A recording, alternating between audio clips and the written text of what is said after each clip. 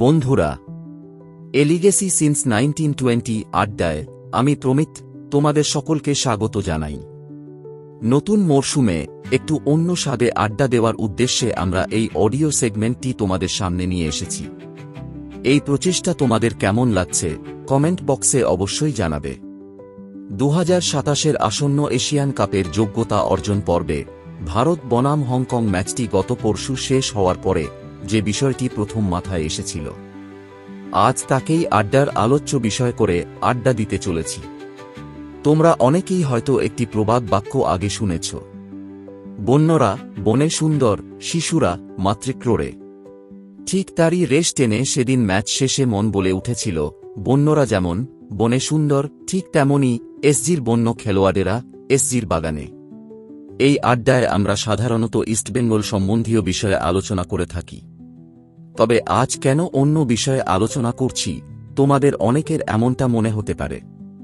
আলোচনার পূর্বে এটুকু বলে রাখি, এই বিষয়টি প্রত্যক্ষ এবং পরোক্ষভাবে শুধু আমাদের নয়, ভারতীয় ফুটবলের সাথে জড়িত প্রত্যেককে প্রভাবিত করছে। তাই আজ বিষয়গুলো আড্ডায় আলোচনা করছি। বিগত কিছু বছরে ভারতের জাতীয় দলের প্রদর্শন পর্যালোচনা করলে দেখা যাবে, আমাদের জাতীয় দলের প্রদর্শন ভারতীয় ফুটবল সমর্থকদের কাছে একেবারেই গ্রহণযোগ্য নয়। নিজের থেকে ক্রমতালিকায় পেছনে থাকা দলগুলির সাথে একের পর এক লজ্জাজনক হার। এইভাবে ক্রমাগত পিছিয়ে পড়ার বিষয়ে নানা মুনির নানা মন্তব্য রয়েছে।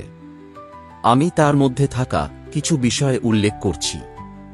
সবার প্রথমে যে বিষয়টি উঠে আসে সেটা হল জাতীয় দলের প্লেয়ার নির্বাচন। আমি ভীষণভাবে জানতে ইচ্ছুক, জাতীয় দলের নির্বাচনকে অথবা কারা করছে এবং কার ভিত্তিতে এই নির্বাচন হচ্ছে।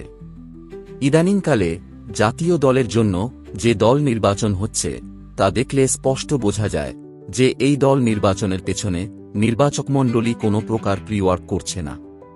তারা যেটা করছে, সহজ উপায়ে আইএসএল এর বিশেষ কয়েকটি বহুচর্চিত ফ্র্যাঞ্চাইজি দলের থেকে পূর্ব পরিকল্পিত উপায়ে একগুচ্ছ ছাপ মারা প্লেয়ারদের জাতীয় দলের ট্রেনিং ক্যাম্পে ডেকে পাঠাচ্ছে।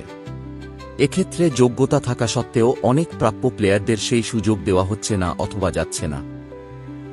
একটা ছোট্ট উদাহরণ দিচ্ছি, সদ্য সমাপ্ত হংকং ম্যাচে যখন একজন উইঙ্গারের প্লেয়ারকে ম্যাচটা স্ট্রাইকার হিসেবে শুরু করতে দেখলাম, খুব অবাক হলাম।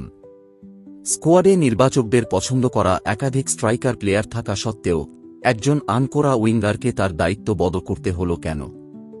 তার মানে দলের নির্বাচন সঠিকভাবে হচ্ছে না। তবে এক্ষেত্রে কে অথবা কারা জাতীয় দলে প্রাধান্য পাচ্ছে? আরও একটি বিষয় হল জাতীয় দলের প্রস্তুতি শিবির। এই শিবিরগুলোতে আদতে কি প্রস্তুতি নেওয়া হয় তা নিয়ে প্রশ্ন থেকেই যায়। প্রত্যেকবারই হাতে গোনা কিছু নতুন মুখের আসা যাওয়া হয়ে থাকে এই শিবিরগুলোতে। তাদেরকে সাইড করলে মেইন স্কোয়াড কিন্তু কম বেশি অপরিবর্তিতই থাকে। তারপরও এই প্লেয়ারগুলির মধ্যে মেলবন্ধন তৈরি হতে হতে কেন ম্যাচের 90 মিনিট পার হয়ে যায়? প্রসঙ্গত এই প্লেয়ারগুলোই আবার ফ্র্যাঞ্চাইজি ফুটবলে নজরকাড়া খেলা খেলে নিজের দলকে এগিয়ে দিচ্ছে দিনের পর দিন। তবে এর পেছনে কি কোনো অদৃশ্য শক্তি কাজ করছে? এখানেই শেষ নয়, এবার যে বিষয়টি উল্লেখ করব, জাতীয় ফুটবলের পরিকল্পনা এবং পরিকাঠামো। দেশের প্রথম শ্রেণীর লিগে অংশগ্রহণকারী দলগুলি তারা যে সমস্ত স্টেডিয়াম সারা মরশুম ব্যবহার করে, তাদের মধ্যে বিস্তর বৈষম্য রয়েছে, তা স্টেডিয়ামের আকার আয়তনের বিচারে হোক অথবা গ্রাউন্ডের কন্ডিশন। যে সমস্ত প্লেয়ার জাতীয় দলে খেলছে তারা সারা মরশুম তুলনামূলক ছোট আকারের স্টেডিয়ামে খেলতে অভ্যস্ত হওয়ায় বড় আকারের স্টেডিয়ামে তারা প্রতিপক্ষের বিরুদ্ধে খেই হারিয়ে ফেলছে। প্রস্তুতির নামে যে আদতে ফটোশ্যুটটাই হচ্ছে তা আর বুঝতে বাকি থাকছে না।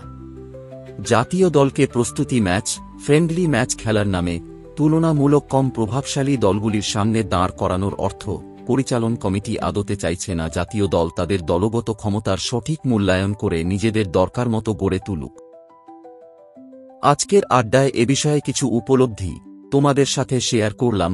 এই বিশ্লেষণ সম্পূর্ণ নিজস্ব। তোমাদের মতামত কমেন্ট বক্সে শেয়ার করতে পারো। ভারতীয় ফুটবলের ভালো হোক, হারিয়ে যাওয়া সুদিন ফিরে আসুক শীঘ্রই।